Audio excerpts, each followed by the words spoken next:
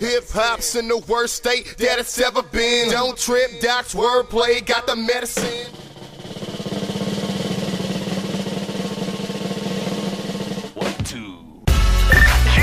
Hey, yo, kid, man, what's good, my nigga? Where you been, man?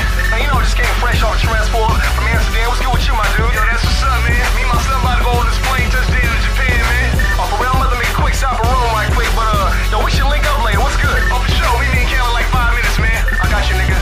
It's the Continental Kid and International Joe. Know it's only right to get in chicks after the show. 5 minutes tops till I hear tap of the dough. Chicks scramble for Joe. Overseas game, I'm getting international dome. Question remains, why these chicks asking for more? Is your cash or the clothes, the Benz, Jag, or the Rose? Maybe cause they ain't seen so much swag before. Now baby, get right to get international. I'm here with the artist known as DOC, aka MA DOC. Madd Doc is in the building. How you doing, Playboy? Doing good? That's what's up. That's what's up.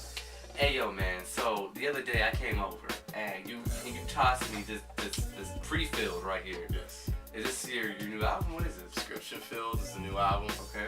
It's been 2 years in the making, which is the longest I've ever put into one project. But yeah, man, that's it. That's right there. That's like my heart and soul. Honestly, like I did doctor's orders and a lot of people got that, and you know, it was a cool experience. But this is just where I would love for this to be my like debut album. Debut album. Yeah, Okay. Well, what's your inspiration behind it? Everything. Life, dog. Like, to be honest with you, like, there's a lot of stuff on the album that talks mainly with my life, but it's not so specified to like details. It's also put out there where I can get the listeners something they can relate to. And that's, to me, is the biggest thing. It's not really about money and stuff. Don't get me wrong, like, I want to be successful, like everybody wants to do, you know?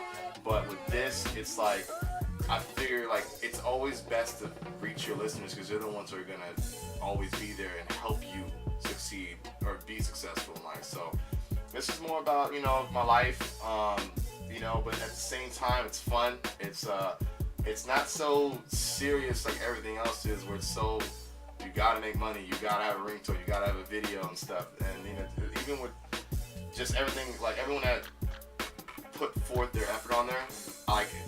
I'm telling you, I knocked out at least a good 35 to 40 tracks, and I cut a lot of them. And you know, I was real picky with the collaborations on here. So yeah, and it's just about good music at the end of the day. You know? Okay. So I like that. Why'd you call it Prescription Filled? Is there a reason behind it? Yes, there is. Prescription Filled, it stems from, I mean, obviously, I've been doing the little doctor metaphors for a while. The doctor's orders in the hall call to, you know, Prescription Filled, also pre-filled. But I just right? Yeah, Pre-Filled is a mixtape. That was a prequel that came out before this. Which yeah, Prescription Filled came because I just look at the game as like a patient, or not just patient, just as a whole, like a person. You know, a lot of people, you know, from Common to anyone, they'll call hip hop like her, like because you fall in love with this music. You know, like it's the best love you can have because it never hurts you. It's just always there.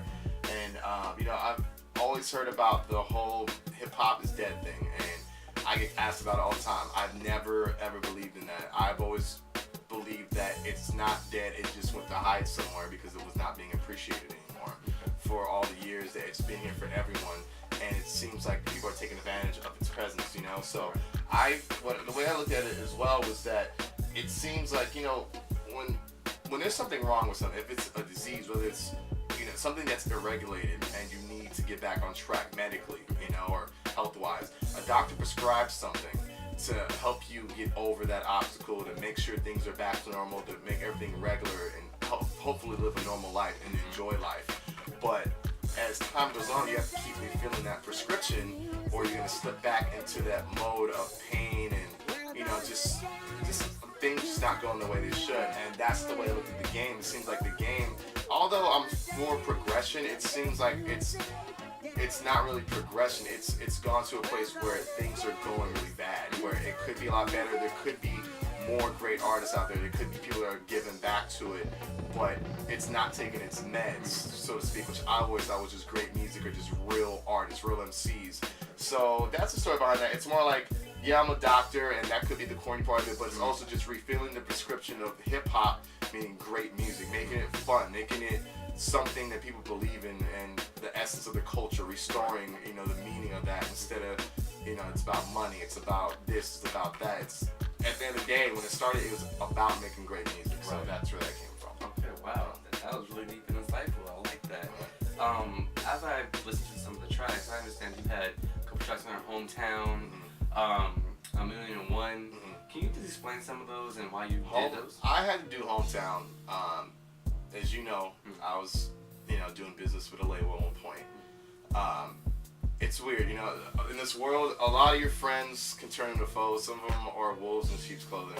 Not speaking to anyone specifically, but sometimes the people that you think are there to be your rock and support you are really, they kind of really take advantage of you, you know. And what I noticed is I have a big following, as you know, and when I spread the news about, you know, me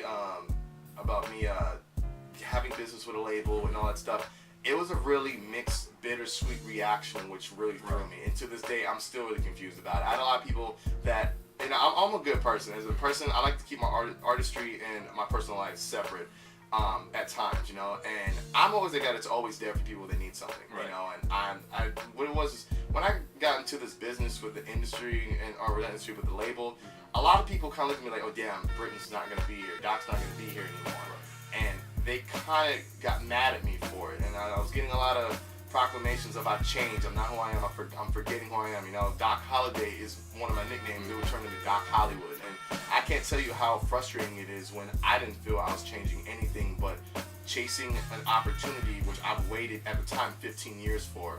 You know, so Hometown was my way to show people I don't forget anything. I know exactly where I came from. I shout people out. I know what school I came from. I put certain situations in there. The only certain people that know me will, you know, they love those memories. Whether it's, I know I talk about Mind State, me and him used to freestyle back in, you know, in high school.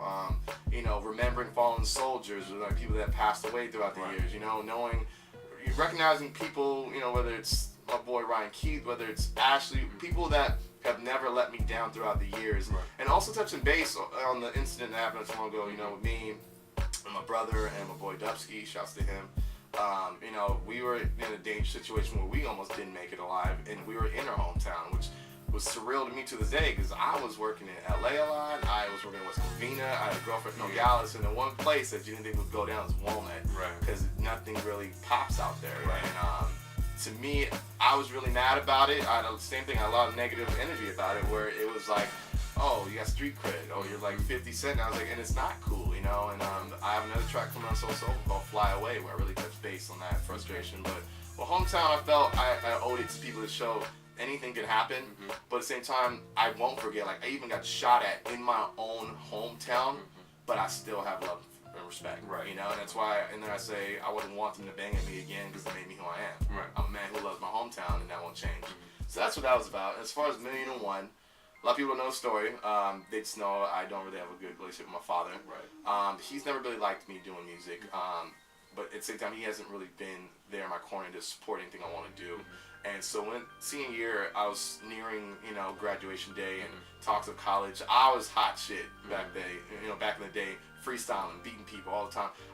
You couldn't tell me anything. I was really cocky, you know. That's when I was really getting into my character. But I wanted to rap. I thought college was stupid. I didn't think I needed to do it. I thought I could just walk out of high school, graduate, get my diploma, and get signed right away. Little did I know, you know. But we had got in an argument. Me and my mom did, and it transferred over to my dad. And he had heard that I had said I don't want to go to college, I want to do rap. And so we had some words, and the last thing he's ever told me, that was there's a million niggas out there doing music, and you're just a million and one. And to me, that is one of the top 3 painful things I've ever heard in my life. You know, your dad that's helped you get here is not supposed to tell you what you can't do. And it hurt me for a while, but at the same time, I've always been told what I can't do. You know, I was not supposed to be here. I was premature really bad, you know, and I was not, they said I can't live, and I did, you know. They said I can't rap, and I did. I say I can't do rock music, and I did, you know. So I do, they said I couldn't graduate, and I did. So to me, I just used that as another fuel for me to keep going. And Million and One was just something, it was a necessary song. I've never really been about my dad, but it was my way of showing, hey, I'd rather be a million and one because I think I have the best odds in the world. You know, it's kind of me laughing in his face about it. And obviously, if you see the following I have, there's a lot of people that believe in me as well. So that's what those two songs are about. Two of the more personal tracks. But like I said, there's probably people that have bad stuff with their dad, you know, or so have people that say they can't do anything, and that's to relate to them as well. So that's backstory on that. That's really good. That's really good.